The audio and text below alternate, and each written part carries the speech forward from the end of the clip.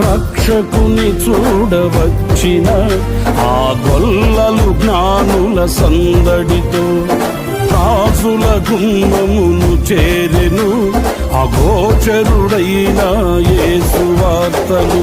సింహ స్వప్నమై నిలిచెనుగా, సింహాసనములు వదిరెనుగా, శిరము వంచి శ్రీమంతునికి సాటి లేరని కొలిచిరిగా.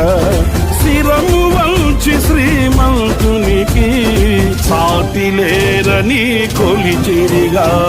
స్తుతియు మహిమ ప్రభావము ఎల్లవేళల ప్రభుకే చెందును. స్తుతియు మహిమ ప్రభావము ఎల్లవేళల ప్రభుకే చెందును. రక్షకుని జన్మస్థలమా యూదయా బెత్లెహేమా, రక్షకుని జన్మస్థలమా యూదయా బెత్లెహేమా.